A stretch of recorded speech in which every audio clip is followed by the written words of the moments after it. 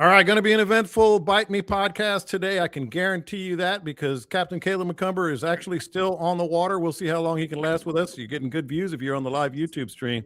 And I know some of our listeners are going to go, wait, where is that? And they're going to press pause. They're going to go back and they look at the pictures and try to figure it out. But that's neither here nor there. I'm John Lopez.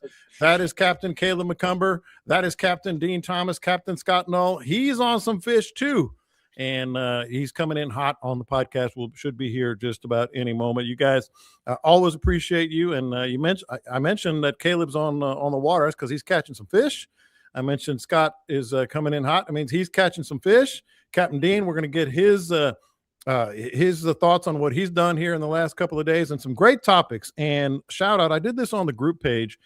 Shout out to all our listeners, man. They were flooding in this week. It was really cool. All kinds of questions, all kinds of topics. I can guarantee you we probably will not get to all of them today, but we will get to some good ones, including Galveston. That's on me.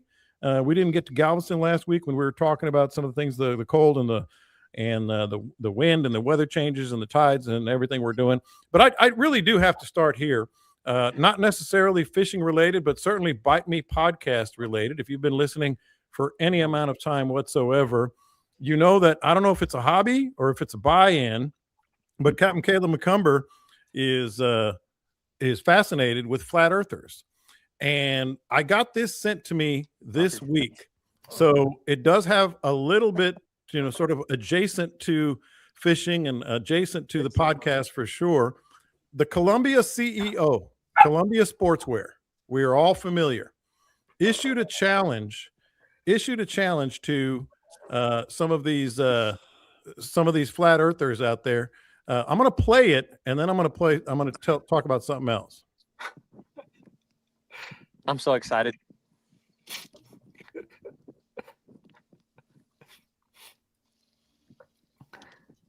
Well, it didn't. He basically went on to say that he was going to issue a challenge to anybody who are the flat earthers, so to speak. If you could prove it, if you could go to the end of the earth and take a picture, he will give you his company. $3 billion company basically said, if you can send me a picture of the end of the earth, I'll give you my company. I'm gonna sweeten that deal. I'm also gonna give you my company. That's right.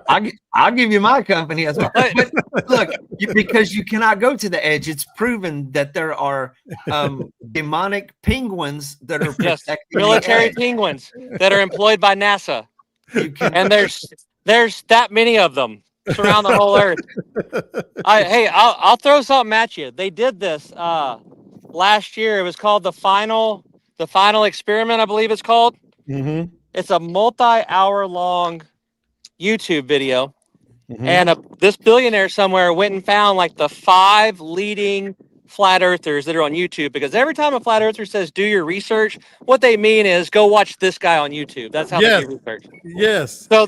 So they took all 5 of them and they set up a camera that recorded the sun for 24 hours a day to prove that it never went down there. They set the camera up and they put it on a special thing that tracked it. They tracked it for, I think, 72 hours. They put the camera on the sun. Then they put a camera on the camera. Then they put a camera on the camera recording the camera. And then they put a camera on the camera that was sitting on a live stream to the computer. and these guys get back home and they're like, man, sorry, fellas. Hate to tell y'all, but this wasn't right.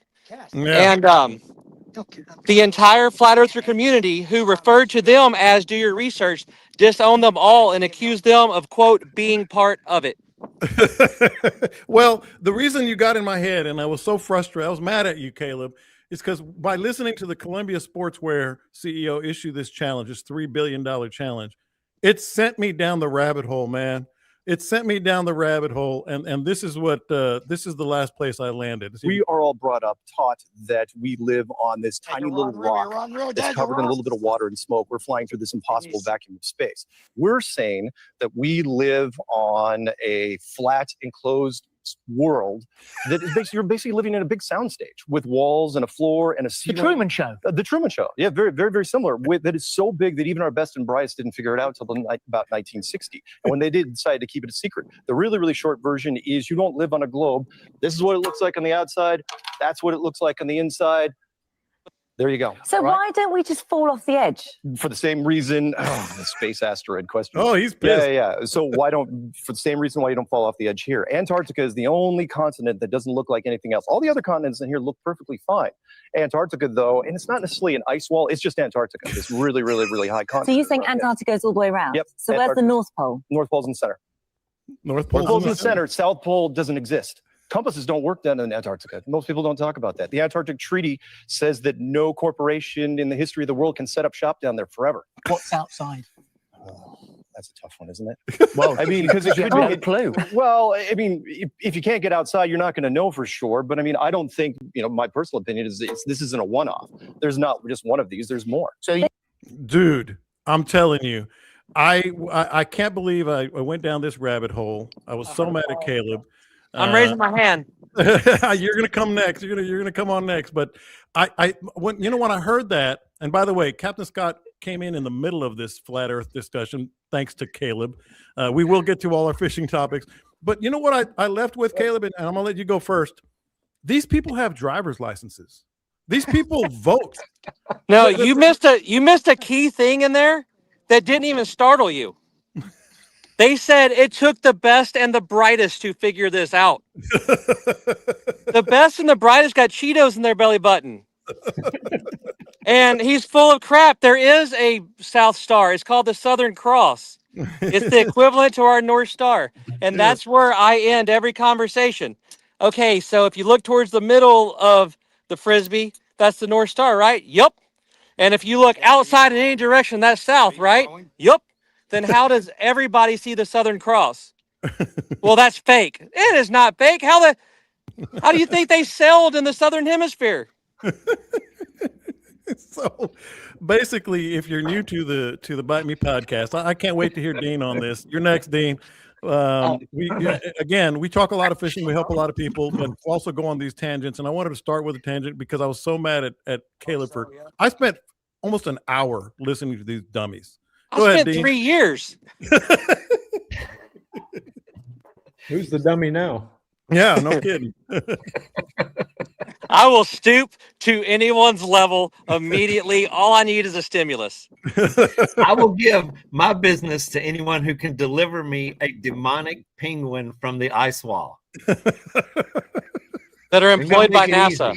Dead or alive. Dead or alive. Dead or alive. Just demonic NASA issued penguin. Oh, But- boy.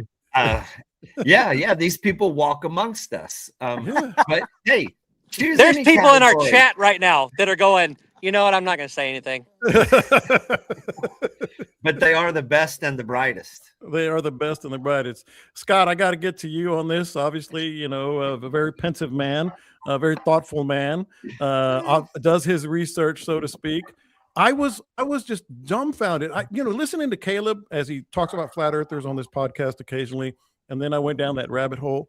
I mean, my jaw was literally open. I mean, I was like, this is real. They really believe this. Is this why I tried to get you on the phone twice at 9:30 and neither time you answered? Maybe. Yeah, they're out there, man. They walk among us. I've run a lot into of them. some of them. There's way more of them than you think. There's a lot of them. Listening to this, and we may have just lost a dozen or so listeners. I hope it's just a dozen. But, yeah, hopefully it's just that. Mm-hmm. But my thing to them is always, who is they? Yeah, who's they? They don't want you to know. They're hiding it. They've made all the. Do you know how hard it is? I mean, when I was working in homicide, we always said 3 people could keep a secret if 2 of them are dead. Yeah. And that's about the way it. So who is they, and how in the hell did they orchestrate this whole thing for generations? I love when they say, Continue on with nobody saying anything. I heard another one, and I know you've heard this, Caleb, but the generals are making sure nobody knows that. What? The generals? That's why Trump fired them. Maybe. No, so but take it one step further. No good flat earther believes that you can even go to space. So they believe that a direct TV satellite dish is suspended on a weather balloon. They believe that if you don't believe in flat earth, you're not a Christian. It goes on and on and on. It never stops. You're gonna Well, make me put this up now, man. We're not going to go on and on and on this. It was just I had to get this off my chest. I was like, the whole time I was like, this is crazy. This is crazy. Damn that Caleb. Damn that Caleb. But I can send you some links. I don't want them. I don't want them. But before we let you go, and I know you're on the water and you're catching fish, and you're gonna boogie here in a minute. I do want, by the way, C. Young says, I work at NASA. I'll check our supply for penguins tomorrow, Dean. So you'll find out. But you guys are catching fish, man. We'll get to Scott in a minute. But Caleb, you have been on them. What's been going on? This is a kind of an impromptu where they are, what they're doing, what they're seeing.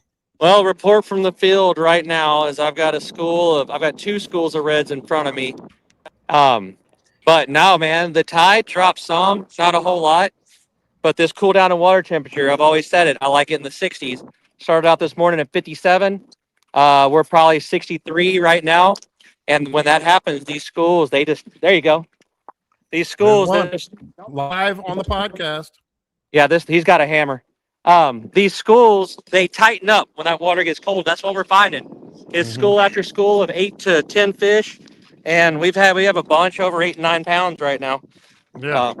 But Caleb literally climbing down his tower to get the net. Hey, I'm going to get the net.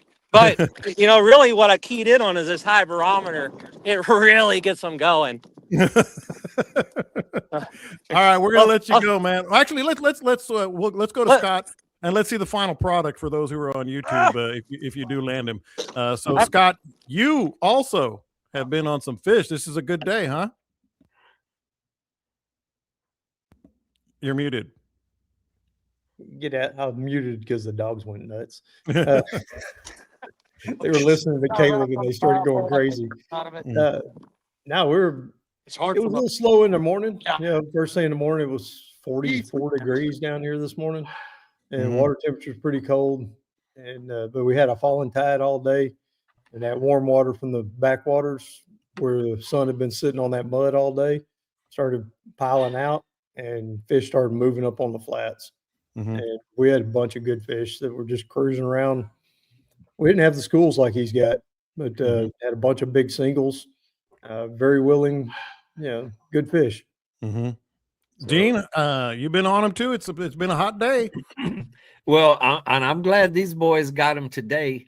I did fish this morning, and we kind of struggled here on the flats today. The weekend, Saturday and Sunday, was just, and even Friday, I had some buddies that were out Friday, and the shallowest flats were just loaded with tailing fish, cruising fish.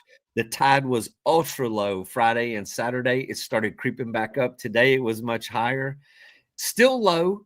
Where the shallowest flats are very difficult to run on. You got to really be careful. Yeah, you got to be careful pretty much everywhere right now because all the sandbars that border the intercoastal, the little cuts getting in and out of the flats, the sandbars are under like 1 inch of water where you just can't see them, but they're there. But Friday, Saturday, Sunday, it was on fire here. Tails, beautiful fish blowing up topwaters, soft plastics, really all of them. The one cool thing that has really happened is that there are speckled trout, a lot of large trout on the grass beds with the redfish. They're not easy to catch. They're not going to be aggressive like the redfish. It takes a perfect cast. It takes a real stealthy approach. But if you can see them before they see you and get a really good cast to them, they will pick it up. They just don't come charging. They don't hammer it like the redfish will. And they're super sneaky. They're not easy to catch. But watching them swim around after it's too late it's good. It's cool to see them. But yes, there have been some really nice 26, 27 inch trout caught, seen, and they intermingle on the same flats where the redfish are. Dang. So Caleb, did you land it? Well, see, here's what happened. Okay. That one is probably 31, 32. I give it somewhere between 13 and 15 pounds. But these guys have fished quite a bit with Scott and Dean. And when we got out here this morning, I'm like, hey, look, there's a school. Let's go catch them. And shit couldn't have went more sideways. It really couldn't have. And we broke off all kinds of stuff. And I figured after fishing with Scott and Dean, these guys would be used to catching big redfish. But apparently this is a new situation for them. Blame the clients. It's them. It's not putting them on the fish. I've been waiting all morning to say that. All right, Caleb, we're gonna let you go, man. See you, buddy. All right. Oh boy, well, we do have a lot to cover, boys. Glad that was a little hectic start there, but a good start. Wasn't as hectic as my start. Oh, what happened? I stepped out of the truck and the dogs are running around doing their thing. Mhm. And I said, man, what is that noise? Sounds like something's leaking. Odd noise. Maybe the propane's leaking. Something busted the propane line. I mean, it's weird noise. The truck was still running. I know that sound. I turned the truck off and I sat there for a second. Camille was outside and I said, get the dogs, get them in the house. She said, what? I said, that. She goes, what is that noise? I said, that's a rattlesnake somewhere. Oh boy. Right there by the porch, about 4 foot or so. As I I have was been running in tricked and by out. that same sound where I walk up and it's like, where's the air coming from? When they get extremely alarmed and they rattle at that rate, at that pace, it sounds like you took the valve stem out of a tire. Oh, exactly. And so and I heard it as soon as I stepped out of the truck, I was like, oh, I know what that is. Yeah. Crap. Yeah. Now I got to go find it. And I located it. Good. He has been relocated. He has been relocated. Good. Good. Dang, man, this is one of the most eventful starts we've had. Yeah. Man, that's Scott has history with the last thing. The venomous snakes for the wrong reasons. Was it 2 years ago, year and a half? You got bit? 3 years now. Okay. Yeah, you didn't. The last thing you needed was another emergency room. Yeah, I ain't doing that again. Trip, that's for sure. It gets 1 star on Yelp. Yeah, yeah. All right, so and we're being very timely here. A lot of stuff that's happening now. Talked about the fish you were catching. All three of you guys did. Let's talk about the fog. Got a great question, and it reminded me of you, Dean, because you guys were sending me pictures this weekend. I mean, it was a wall. It was one of those that we've all been in. It was just an absolute, maybe 20 feet, you can see something along those lines. But let me read the question real quick, because I think there's a lot there that we can kind of unravel and unwrap. It was listener Grant sent it to me. Wanted to run this by you real quick. Super foggy, 6 exclamation points. We did okay. Then he talked about the fish. He said, what happens if a boat appears in front of you coming at you? Is there a rule or a guideline to avoid collisions? I mean, if we both turn the same way, it's the same result. Should I have not gone out? There were a lot of boats out and I had no issues, just curious. And when I mean bad, I'm talking less than 50 yards of vision bad. Dean, I'm going to start with you because I saw your pictures and I know Scott dealt with it too, but we haven't dug in on fog and it's fog season, if you will. It was a whiteout completely. And it is probably the most dangerous thing you can run around in there. I mean, we talk about storms and lightning and all these other things, but you can see storms coming. You can run away from storms. Can't really run away from lightning, but the man, it's just the only reason that I attempt things like that and I stay completely in my backyard. I'm never gonna go any further than the first obvious place to fish. You're not gonna run and explore. You're gonna go slow, and you're gonna be very cautious and listen to the noises around you. And if you don't have experience, and if you don't know precisely where you're going, and if it is not like in your backyard style of fishing where you have ran, it's not a good choice to go. I mean, and the thing about fog is fog generally doesn't last all day. It doesn't last all morning. And that morning when we went out, I mean, from the marina, I didn't go 10 minutes. And I was like, this is far enough. We're going to fish here until this lifts. Fished for about an hour and a half. It actually lasted a little longer than I expected. And within 1 minute, all of a sudden, clears up, it's gone, and you can see again. So it's best to wait. But there is no rule either. I mean, there is no general rule when you're running in the fog. I mean, generally, if you meet another boat, you go to the right, they go to the right, you just, avoid each other. But when you run up on each other in that short of a distance, the time you have to react is very short. And I'm never going to run faster than the minimum speed to get the boat up on top. Most places, even whenever I came to cutting into the flats, I just shut it down and idled for 100 yards, took some time to listen to my surroundings, listen if there was anybody around me before I attempted to take off again. And I will tell you that and so sometimes you get caught in the fog. Sometimes it sneaks up on you. We were at the marina and we launched, and I could see pretty good. I mean, I could see, 100 yards. I could see the shorelines around me. I could still navigate with plenty of time to react to any boat that was around me. When we got out there and started fishing, it just rolled in thick. That's when the lights went out. That's whenever I sent you the picture where you could not see. Hell, you couldn't see your lure splash the water when you cast it. It was thick. But there was I've been out there. So later in like January and February is when you have the afternoon fog, whenever the fog will roll in on you. So you took off in the morning, you've been fishing, you're out there, and then here comes the fog. So then you get caught in it. And sometimes you can be a long way from the house at that point. I was running across the flats, barely skimming, looking at the GPS, headed back to the marina, and out of the quiet, man, I heard somebody started blowing their whistle. Boom, shut it down right there, come to a stop.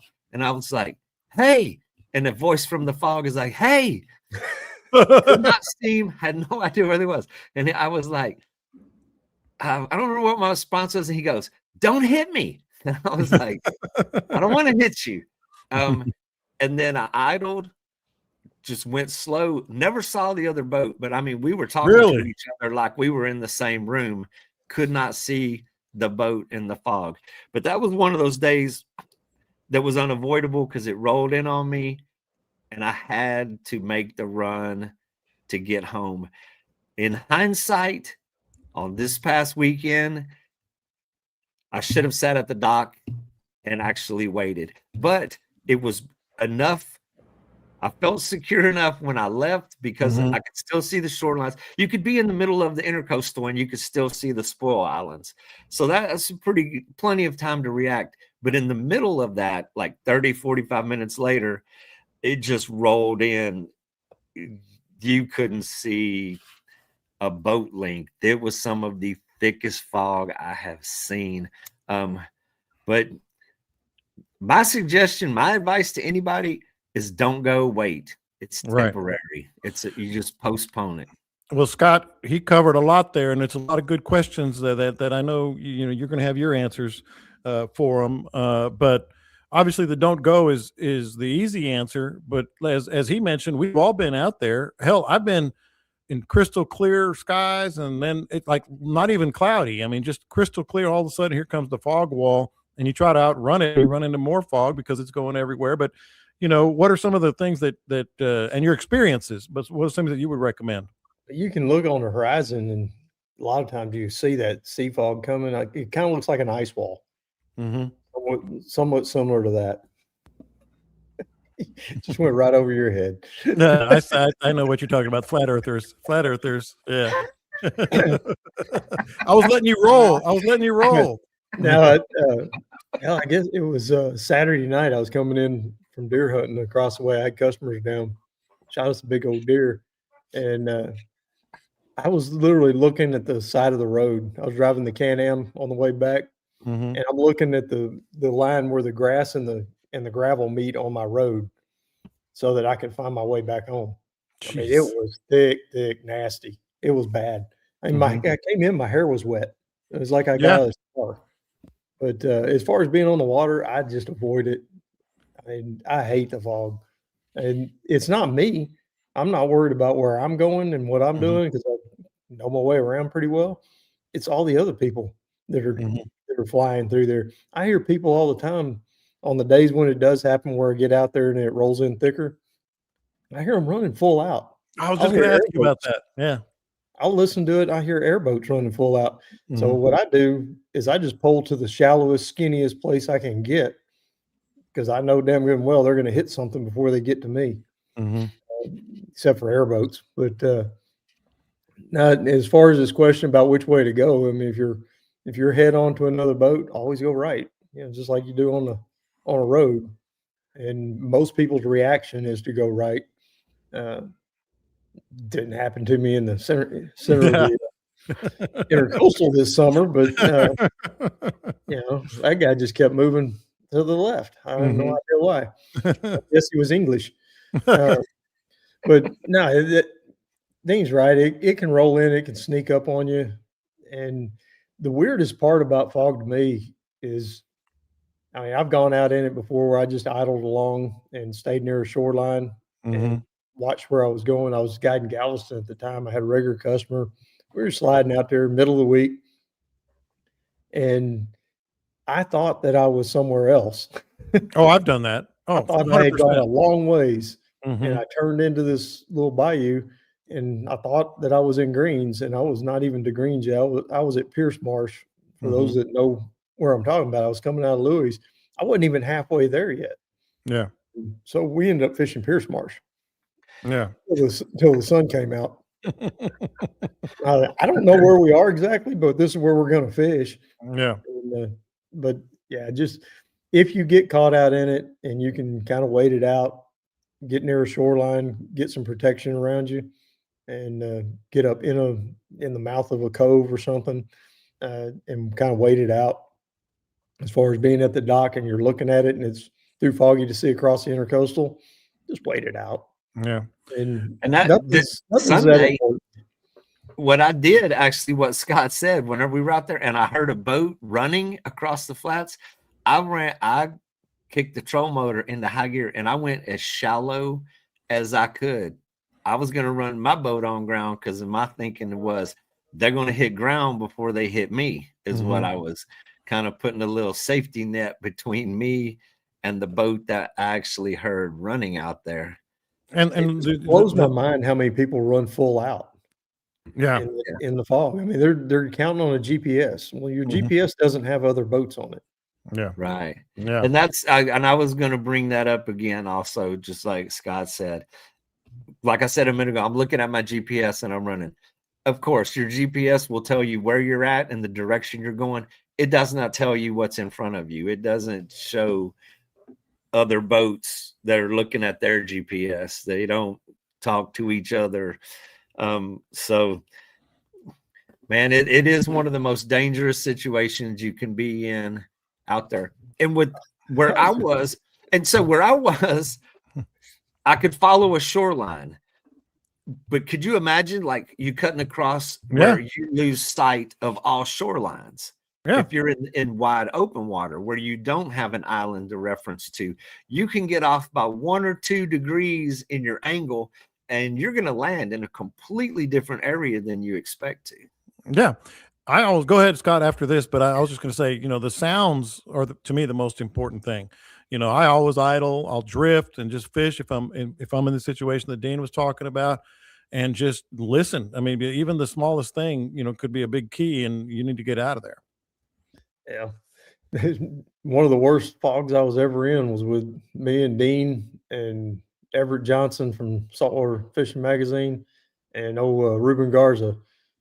We went out and it wasn't bad. We ran across the bay, went over and we went into Pringle, and we got on that north shoreline of Pringle, and there was some reefs in there, and Everett saying, "Oh yeah, it's been loaded up with reds." About that time this fog rolled in, and we couldn't see each other. And we're casting, and I could hear my lure. I could hear it working. It was dead slick calm, and I could hear Yeah. and you'd hear whoosh. I didn't know if it was mine getting hit or Dean's getting hit.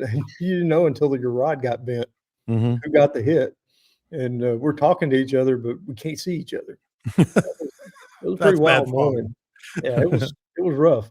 If you can't see Ruben Garza, it's bad. And keep in mind, man, the next 3 months is fog season. Yeah. There will be more. And then if it's been warm-ish, it's been very mild. And when that is what creates fog. When the air and the water temperature cross paths, it creates the basically fog or clouds on the surface. I forget exactly how it works. Scott can probably tell me. But when the water temperature meets, when the water's cooler, no, the air's cooler than the water. Then it creates basically a cloud. It's just moisture at the surface. So yes, the next 3 months, if we don't have, if we keep having these mild fronts that just drop the temperature so, and then they turn around, they back up, we will have a lot of foggy weather. It does come with a mild winter. Yeah, and people have mentioned this on the live YouTube stream. Of course, I want to mention to you can do that every Tuesday at 3:30. You can watch us live and get in on the conversation and add to it. A lot of people like to listen to the podcast, and we really appreciate that. Thousands, in fact. We post that at 6 p.m. So I would suggest that you subscribe if you get the chance. And the Bite Me group page is where we get all these questions. If you are new to the podcast, last thing on this, because I definitely want to get to these next two topics for sure today. But have you guys ever had an experience of it going really, really bad in the fog, whether it was you or someone you knew, and one of those situations? It was Micah Morgan, buddy of mine. He was sitting outside of the marina at Marker 37 or Snoopy's over in Baffin. He got broadsided by a running boat in the fog. He actually, luckily, everybody walked away from it. But as he was going slow, puttering in the fog, a boat came running and completely, at this last split second, the boat turned and hit the bow of his boat and ran up over the top of the boat. Everybody walked away from it, but he got hit at full speed in the fog by another boat. Unbelievable. Scott? No, I mean, I've heard of many of them.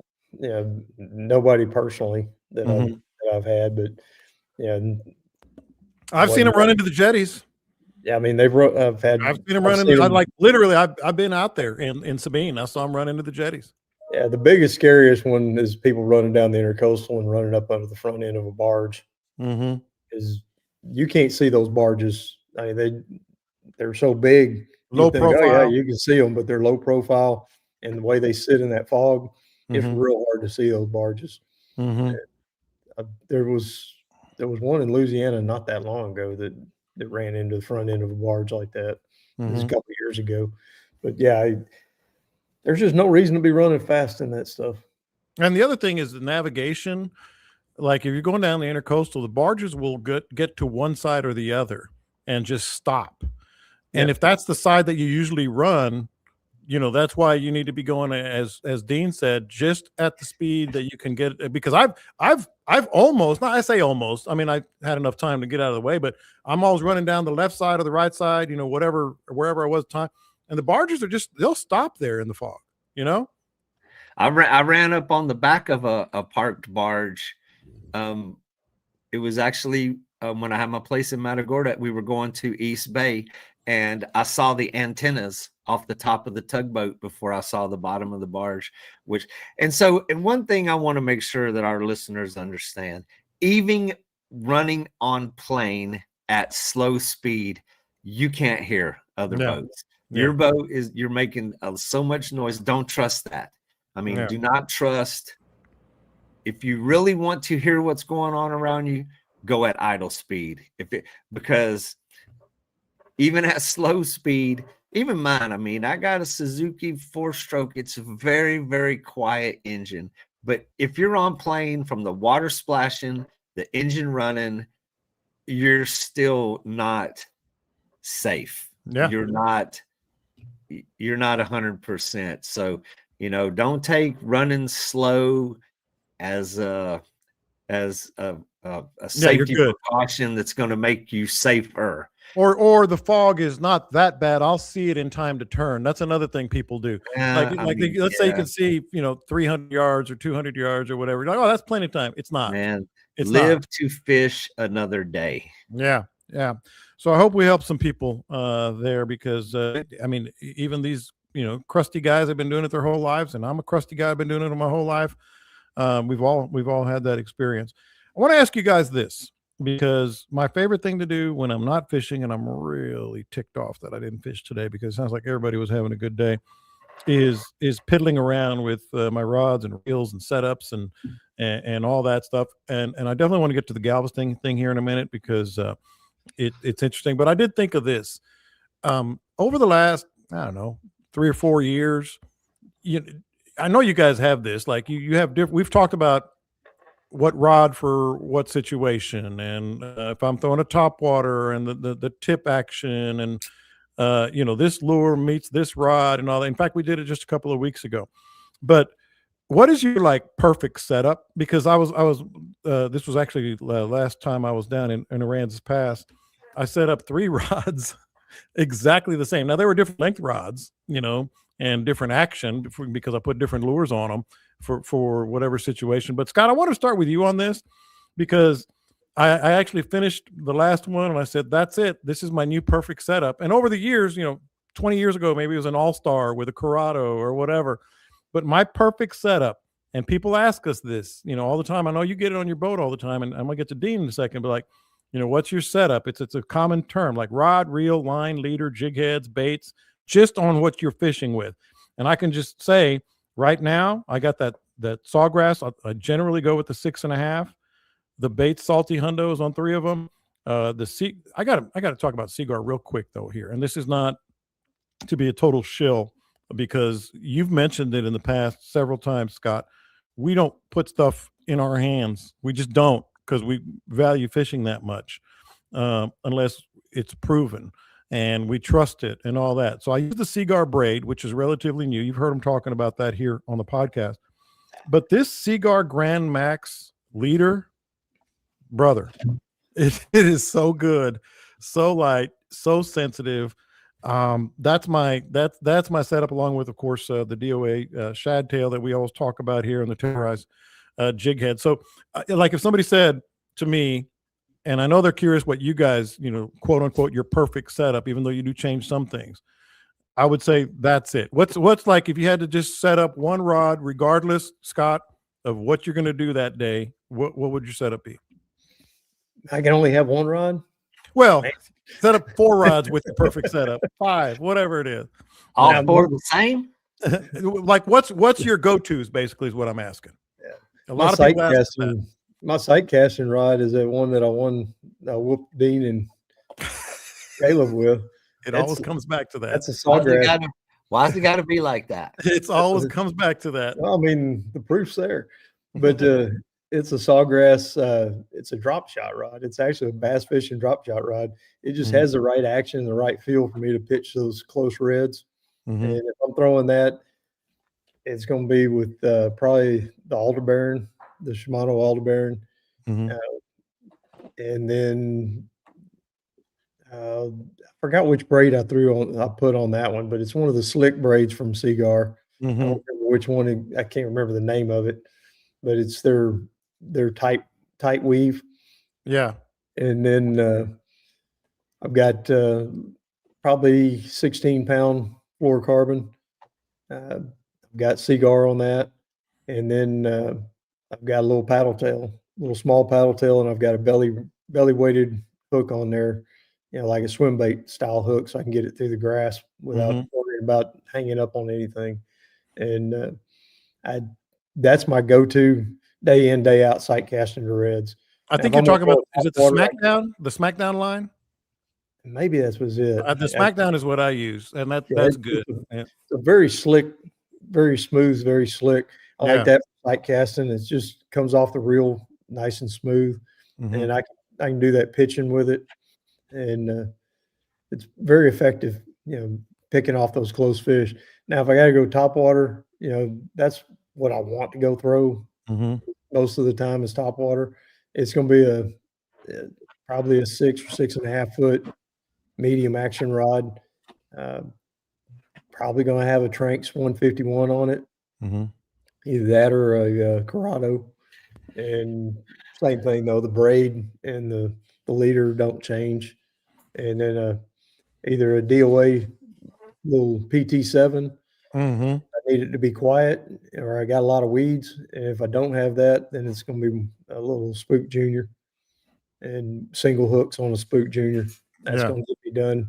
I can fish that all day long. Yeah, and I think it's the Smackdown. I just looked it up while you were talking. That's what I throw on the braided line, and that Grand Max. If Grand Max costs a little more, but if you want the one that is really, really good as well, it's the yellow label. I don't know, the gold label. I don't even know what it's called, but the Cigar leader, the gold label is real good. Dean, I knew this was going to be popular with our listeners. We're getting some comments here on the live YouTube stream. People want to know what we throw. What do you throw? What's your setup? Well, I mean, I keep a variety on the boat every day. Myself personally, which I'm a top wateraholic. That's well established. I mean, I'll grind it out on the top water all day, every day. But man, it's hard to say. I mean, and that's why I wanted. See, Scott that's why I wanted first. to. You got to pick. You got one rod, man. I wanted Scott to go first because I just wanted to listen for a minute. Myself, my personal favorite that whenever I go fishing every day is a 6'9" Carbon Max Waterloo rod, which is a medium action, fast tip. It's great for top waters. It weighs like air. It weighs absolutely nothing with the baits reel with the 8-to-1 retrieve. I mean, I like a little faster retrieve. Yeah, David asked about our gear ratios. I've done the 7. You do the 8. Scott, what do you do? I like a high gear ratio, especially for sight casting, because you miss. I don't miss, but if you miss, here we go again. If you miss, people, I can't tell you how often I say burn it in from my polling platform, because they're 3 feet off the fish and behind it, and if you've got a faster retrieve, that's just a little bit less time you got that lure in the wrong place. Get it back in, get another cast in. So that's why I like a fast retrieve. I can always slow it down. Yeah. So if I need to slow it down for any reason, working the lure, that's not a problem. So having that extra speed on there kind of comes in handy. But go ahead, Dean. I cut you off there when we got the question about the gear ratio. And the vast majority of reels that you buy over the counter are going to be somewhere in the 7-to-1 ratio. That's what I have. They're in stock, but you have to specify the really high ratios. Generally speaking, the ones that you're going to find are in the 7-to-1 range. But what about the rest of your 7-to-1, 8-to-1? The people want to know, Dean. The people want to know. The rest of your setup. The rest of your setup. You talked about the Waterloo, the baits. And then line leader, and of course the Cigar that you spoke of. All of my reels are spooled with Cigar, and I use a much lighter line. I use 10 or 15 pound braid. It definitely will cast further. The criticism is that when you get tangles, they're harder to pick out, but I don't get tangles. Oh, you too? I got to brag about something now. I just can't think of anything. I don't throw backlashes. No, everybody does. It's part of the deal. And then a 15 or a 20 pound fluorocarbon leader. All of the ones that you mentioned, I have been going with the gold label is what I've been using. Gold is reliable. It's good. Yeah. I've been using that. The gold is, it's a little more abrasive There's another one. I don't remember which The blue one. label, I think you're thinking of, a little softer. Yeah. Yeah. Actually, okay, well, the blue label is a little thicker than the gold label. Okay. Okay. I have both of them because right here at my table where I do this, I also rig up all my rods and reels. So I'm surrounded by all of my lines and leaders and rod reels. So it makes it easy for quick reference questions like you You're cheating today to go to the inventory. But yes, 15 or 20 pound fluorocarbon on a Bone Spook Junior is and it's those are specific to the flats of South Texas. Yeah. We're talking the grass beds, the shallows, long cast, lighter line is going to give you more distance. You risk a few tangles, but it's part of the deal. Casting a lot further in ultra shallow, crystal clear water is an advantage, covering more water. So a 6'9" or even a 7-foot rod is going to give you a little more distance than a 6'6". 6'6" is going to be more accurate because you gauge where you're releasing it. The trick to accuracy is the release, where you let that thing go is going to help you hit your target with a shorter pole. So a longer rod will cover a little more distance. But with practice, you can be just as accurate with a 6'9" or a 7-foot. It just does require a little more practice and experience with that particular rod. For the top water, I just like a little shorter rod that I can work it a little more aggressively and not have to worry about it, wearing out my forearm, And that is true. 100% agree with Scott. And is there 20 pounds, Scott? Well, you're transferring the energy from the tip of your rod to the lure. So it requires a little less effort on the wrist. Yep. Scott, what about the weight of the line and the lead? Just for the record, I use 20-pound line, the cigar braid, and then 20-pound leader. The sight casting one I use 20 and it's real fine. I want it to come off the reel smoother and easier. The top water I've got 30 quite often. And the leader is usually that 16-pound that Grand Max. Yeah, the 16-pound Grand Max. So yeah, it's pretty simple. I don't get too worried about all that. They all work. I mean, honestly, all the different labels, the different colored labels, they're all going to work for most everything that you do. The cigar's just got good stuff. Really, really pleased with it. And what knot do you use for your braid to leader? I use a variety of that too. Like on that little drop shot rod, it's got those little bitty tiny micro eyes. That's the only thing I would change about that rod if I could. I would put some bigger eyes on it. But for that, anytime I've got those small eyes, or if I need the knot to go through real easy, I'm going to use that FG on the small stuff. Can't use it on the tarpon. It doesn't work.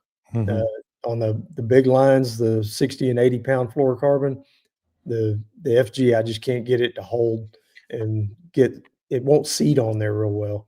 I'm going to try it on some mono and see if it'll work better. But on fluorocarbon, it's like that hard shell on that heavy stuff. It just doesn't want to seat. Then after about, 20 or 30 casts, everything goes flying off. Knot just kind of unravels. But on the small stuff, that FG knot is, it's golden. It's perfect. And I know that's what you use, Dean. No, I'm the line-to-line uni knot. Oh, the uni. Yeah, the uni. That's what I was thinking for sure. And one other thing, real quick. Go ahead. Yeah, with bigger eyes on it. Yeah, the uni's great. But if you got those little tiny micro eyes, micro guides, which I don't really care for much, you got to get a smaller knot to go through them. Drives me nuts, crazy when somebody has a leader on their pole that brings the knot up into the eyes. Me tick, too. Tick, tick, tick, tick. And when they cast, tick, tick, tick, tick, tick, tick, oh God, going out. You've It's seen like, me. You've seen me. Grab that thing. I will cut it off, and I'm like, let me help you out here. I will tie just enough leader that is required to cast. I'm so bothered by that. If I have a long leader by accident, you're just kind of tying or whatever. And I'll still just I won't bring it to the eyes. I'll just sling with all that extra line on it. Hey, if you tie an FG knot, you don't got to worry about that. Yeah, well, now I need to add the FG to my repertoire. Yeah, it's really not that hard. People talk about it being all complicated, and it's not that hard. You can knock it out quick. One more thing on this, real quick. The colored lines, I use that neon on that SmackDown. If you have a leader, people tend to get into their own heads about the brightly colored line. I love it. I love it. And it's not an old or young thing. I don't care who you are. I think, Dean, I think I've seen you with some of that lime green line. As long as you have a good leader, yeah, it's perfect. You can see it better. You can, obviously work it better, the whole 9 yards. So I have recently been experimenting with the flash green. It's neon green. It's very bright. For many years, I went with the moss green. That's what I did. It blends in, looks like a blade of grass in the water. I have not found any problem with the bright green lines. I have never really, they got neon yellow. They got some red out there. Pink, hot pink. Quite a bit. But I just like the flash green because it's chartreuse, and how many fish eat chartreuse lures? So I just think you can see it. I'm doing it for my purposes. You can just see it good. I don't know how you feel about that, Scott. Yeah, I'd use some of that and put it on a couple of customer rods, and was kind of pleased with it because then I can see where they cast. Yeah. When I'm looking for fish and I look away from which way they cast, I can glance back over there and I can tell exactly where they're at. Yeah. All right. Before we get out of here, I said I want to get to this. By God, we're going to get to this because this was really on me. We were talking last week about changing water temps. There was a relatively big water temp change last week that kind of prompted that discussion, and got a question from a listener. Didn't get his name, and I won't read the question, but basically he was saying that was awesome. Love the discussion in terms of tides, how they're going to affect, in the cooler weather and the drop-offs and the cooler water temp and all. He goes, that was awesome. But then he noted, and he's 100% right. I'm falling on the sword here. We really just covered Port O'Connor, Matagorda, Port O'Connor, Aransas Pass, and down south. And he's like, I fish in Galveston. Is there any way you guys can talk about is what the effect is of some of these things? Because Galveston, totally different, bottom, totally different conditions, huge bay system. Scott, I'm going to start with you here. With the water temps dropping, you can fish from Trinity all the way down south, it's such a big system. And you want to know, hey, can you guys cover Galveston and all these changes that are happening and will happen? Generally in the winter, I waded waist deep and waded in mud. And the south shoreline of West Bay, all those coves over there, Maggie's and all that was where I hung out a lot. East Bay, you're wading the shorelines and you're staying waist to, don't go over your waders kind of depth. And some days you're throwing out, some days you're throwing in. Depends on what the temperature is and how sunny it is. If it starts getting real sunny and you're fishing later in the afternoon, they're going to move up onto those flats and get up in those coves. For years, that was the way to go on the big trout over in West Bay. We had a lot more access back then. We could drive in and go through cow pastures and get to it. Now you got to take a boat, and a lot of those coves have been built up over the years. They got houses on them now, so there's probably not as productive as it used to be, but same kind of deal. It doesn't take much of a water change, in depth in order to hold some fish. Just figure out what level that they're wanting to be at. They want to be up tight to the shorelines, or they want to be a little bit further out, or they want to be where your chest. I've done it before where water lapping over the top of the waders, getting you and throwing straight out and working deep like that. You don't have the flats and the drop-offs quite as much. Like the north shoreline of West Bay, you got all that grass up there. It's a real shallow grass flat, and then it has a drop-off to 3 or 4 feet. And that shelf right there, I caught a lot of fish on that shelf in the winter, just right off the edge of it. Sun would come out, it'd warm up like it did today. Those fish move right back up onto that grass flat. They're just, they're near wherever they want to be shallow to feed. They're not far away. Yeah. They don't just like up and wholesale move unless it's a severe winter front. And the only other thing I was thinking, and Dean, I know you've spent your share time in Galveston, so maybe you can hop in on this, that I was thinking of is it does help to have some old gas well marks or structure marks, because when the water does drop out and it does get a little cooler, it seems like those seem to be pretty prime. At least they have been for me. The majority of my experience was Chocolate Bayou, Chocolate Bay, and the south end of West Bay. The south end of West Bay, well, on the Galveston Island side, has changed dramatically in the past 10 years. I mean, there's anything that was available to build a house on it probably has a house on it now. There are still a lot of marshy shorelines at where Chocolate Bay meets West Galveston Bay. There's a big an island out there called Alligator Head, Alligator Island, goes by a few different names. But I mean, if you listen to what we say about the other bay systems and apply it without thinking about the name, just thinking about the scenarios, I find them to be very similar. Chocolate Bay, Chocolate Bayou is way inland, protected compared to the big wide open other bay systems. So Chocolate Bayou has a lot of reefs in it, a lot of bayous that run it's just super marshy. Halls Bayou, where the mouth of Halls Bayou is, that comes out. That big corner of Chocolate Bay is protected from the north wind. It's got some amazing shorelines to get behind. Super muddy bottom. Do not step out. Yeah. Oh, that's part for of the sure. world. Scott, I'm curious. Go ahead, Dean. No, it's just, but those were always classic wintertime stuff. And when I think about what we do here in the wintertime, where you're looking for pockets that are going to hold warmer water, places where the wind is going to blow warmer surface water into an area, the same thing would apply there. But the muddy bottom does retain heat. And even so, where we're at now, our water temperature today came up to 62 degrees by the time I was done. So we're, when you start talking about the mud warming up the water, that's when the water temperature is down around 50, staying below 55 for a good period of time. Then you start to rely on muddy flats and where the fish are actually snuggling down into the mud to warm up and stuff like that. So we haven't reached that that part of winter yet.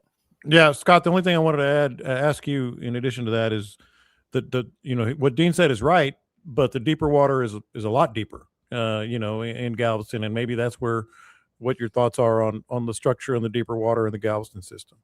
Yeah, growing up, I mean, we waded chest deep and started throwing. That's how we started off our day. I started fishing down south, and I was still doing the same thing when I got here to Port O'Connor the first time. I waded out chest deep, me and my buddy standing next to each other. Hey, they're behind you. And what happened was that was way back in the day when we wore Converse high tops for our wading boots and jeans. And I could feel my shoe coming untied, so I waded back up shallow so I could tie my shoe back. And a school of reds was swimming past me while I was kneeling down in the water to tie my shoe. I was like, this is where they are. Well, by then the sun came up, and then we could see all those sandy potholes in the grass, and everybody had told me about that. And I was like, all right, now I see what they're talking about. Or hitting those. Life hasn't been the same since. No, he's been a different man ever since. Next thing you know, I'm moving down here. Yeah. Next thing you know, about 20 years later, I moved. Yeah. But Galveston, it seemed like we caught more fish a little deeper and waist deep and casting out on up to armpit deep in the summer. There was a lot of time. I hated doing it, but those times that's how you had to.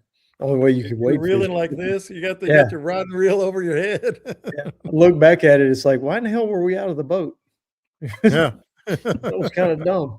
Yeah. But that's what everybody did. That's how we fished. Yeah. The only time we stayed in the boat is that we were drifting deep reef over in East Bay or drifting the gas wells, all that, and up in Trinity. Other than that, man, we were wade fishing. That's what I was talking about. The gas wells in Trinity is where I would find a lot of good fish on those things. And they're not even sticking out of the water anymore, I heard. I haven't been there in a long time. Yeah, they took it. Most everything's been taken down. But I'm sure I still got them on my marks. I'm sure I still do. I need to try that sometime. Well, let's get to what would Scott do and what would Dean do. But Dean, did you get you got the gear, huh? You got the Bite Me gear? I got the Bite Me gear, man. I got my package today. Scott, did you get yours? I have not got it yet. Oh, come on, man. I was out in the boonies, man. That UPS guy in Port O'Connor. I mean, come on. Hey, man, look, it's the Christmas delivery season, man. The truck is packed. It's going to take them a while. That dude usually doesn't hit my house until after dark. Yeah. Speaking of the Christmas season, before we wrap this up today, I had an idea this week. Had a conversation with another podcast fan, and we were sitting there talking about how difficult it is at this time of year because it is the best fishing of the year. It is hunting season, and it is the holiday season where your family wants you to visit. You got to be here. You got to be there. There's always something going on. I'm going to start a petition that we move Thanksgiving and Christmas to August and September. I'm with you on Thanksgiving. I actually said this on my other show. Thanksgiving, the first Thanksgiving was in September. Did you know that? Well, if we could change the Bible and get baby Jesus' birthday moved to a different star or something, that we'd be good. So we need to fill up that heat of summer with the holidays and leave this part of the year for serious hunting and fishing. So we can get away. I think if we get enough signatures that we can actually make this thing happen. I think you're wrong. I think you're wrong. And don't forget, shootout for Christmas is always a good gift. Yes. And from that still, and I mean, Christmas is what's today? 2-3 weeks. Oh man, plenty of time to get your orders in to be there before Christmas. It comes with a bonus 8-foot length of rope to tie to the boat with all orders before Christmas. And of course, don't miss that free offer. Don't miss that. Book a trip for Christmas with Captain Dean or Captain Scott. You can contact them through the group page. You can buy some Bite Me gear. And I think I just got to notice that your better half posted something about the Bite Me gear, Dean. So that's good. You can buy that on the group page on Facebook, and you can buy a brand new General for Christmas for that special someone, right, Scott? Oh man, absolutely. Yeah. Put that in your stocking. Well, I don't know about that. at a great price. All right. What would Scott do? What would Dean do? I'm looking at it today, as I always do. The forecast is getting better. It wasn't that great earlier in the week. Well, I say earlier in the week, it's Sunday. And it seems to be getting a little better. Wind's getting a little better. It was supposed to be rainy all weekend. It doesn't look like, maybe just Friday a little bit and Sunday, but Saturday's open. What are you going to do, Scott?